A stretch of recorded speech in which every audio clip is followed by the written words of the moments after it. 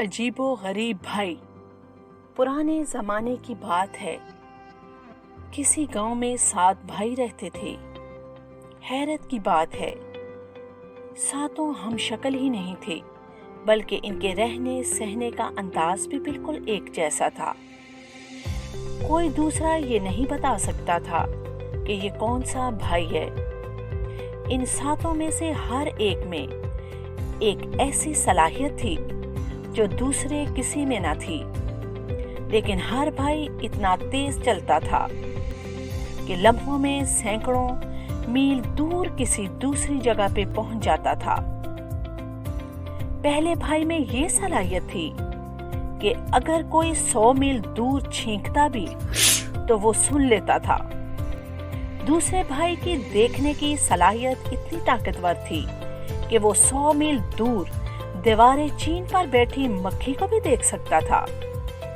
तीसरा भाई इतना ताकतवर था कि वो अपने सामने आने वाली बड़ी सी बड़ी रुकावट दूर कर देता था। मसलन अगर कोई इसके सामने पहाड़ आ जाता था तो वो इसे अपने हाथों से उठा लेता और फिर इसे दोबारा एहतियात से वहीं रख देता कि कोई यकीन ही नहीं करता था कि पहाड़ यहाँ से हटाया गया था। चौथे भाई की हड्डियां फौलाद की तरह मजबूत थीं, वो टूटती थीं ना मुड़ती थीं। पांचवा भाई इस सलाहियत का मालिक था कि वो अपनी टांगें जितनी चाहता लंबी कर लेता था और इन्हें मोटा करना चाहता तो किसी भी मेहनत के बगैर कर सकता था। छठे भाई का जिस्म ऐसा था कि इस पर शदीद गर्मी और आग की तपश का असर न होता था।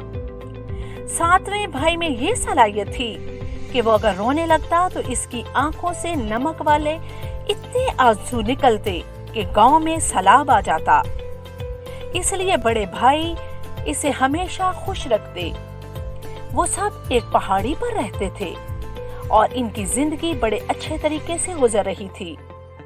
एक दिन वो पहाड़ी पर काम कर रहे थे कि अचानक बड़े भाई ने अपना सर ऊपर किया और बोला, मुझे यहाँ से 100 मील दूर दीवार के चीन के पास किसी के रोने की आवाज आ रही है। भाई जरा देखना क्या मामला है। दूसरे भाई ने इस तरफ देखा जिस तरफ दीवारें चीन थी और कहने लगा, वाह, दीवारें चीन में एक बहुत बड़ा सुराख हो गया है और वहाँ सैकड़ों गरीब लोग काम कर रहे हैं। जब तक वो सुराख बंद नहीं कर लेते वो सो सकते हैं ना खा पी सकते हैं। मुझे ये बर्दाश्त नहीं हो सकता। ये कहकर सातवां भाई रोने ही वाला था कि तीसरा भाई बोल उठा, और रो मत, अभी जाकर इनकी मदद करता हूँ। इतना कहकर वो तेजी से चला कि सिर्फ आधे मिनट में वहां पहुंच गया और तेजी से काम करने लगा। बड़े बड़े पत्थर इस अकेले के लिए कोई अहमियत न रखते थे। चुनाचे शाम होने से पहले ही इसने सुराख बंद कर दिया। सब लोग इसके शुक्रगुजार हुए कि इसने इनकी जान बड़ी मुसीबत से छुड़ाई। काम मुकम्मल होने के बाद वो सो गया। इधर जब बादशाह को ये मालूम हुआ कि एक तन्हा लड़के ने थोड़े ही वक्त में सुराख बंद कर दिया है तो वो डर गया और सोचने लगा कि अगर वो इतना ताकतवर है तो फिर ये बात ठीक नहीं। बेशक बहादुर और ताकतवर इंसान बादशाह की जरूरत होते हैं, लेकिन ये तो कुछ ज्यादा ही ताकतवर है। ये सोचकर बादशाह ने अपनी पूरी फौज इसकी गिरफ्तारी के लिए भेज दी।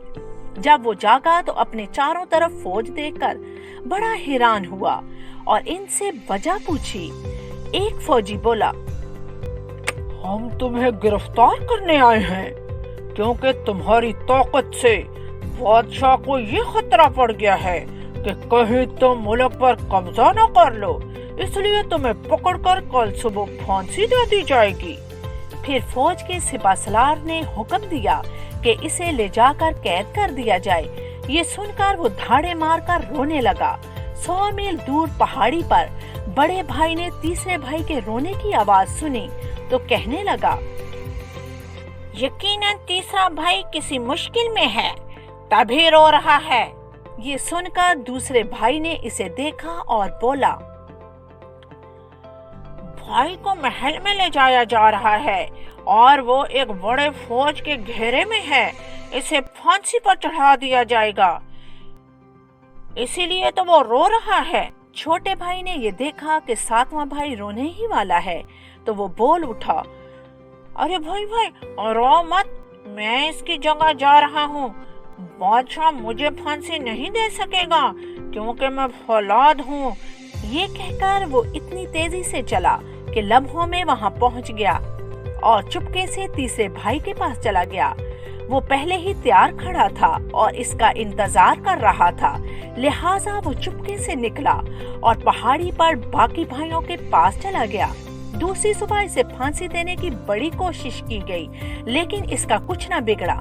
फिर तलवार से इसे कत्ल करने की कोशिश की गई, मगर तलवार इसकी गर्दन से टकराकर मुड़ जाती और फिर टूट जाती। आखिर उन्होंने बादशाह को सारी बात बताई तो इसने फैसला किया कि इसे कल समंदर में डबो दिया जाए। ये सुनकर चौथा भाई रोने लगा क्योंकि पानी इसे डबो सकता था। पहाड़ी पर जब बड़े भाई ने चौथे भाई के रोने की आवाज सुनी तो बोला, चौथा भाई रो रहा है।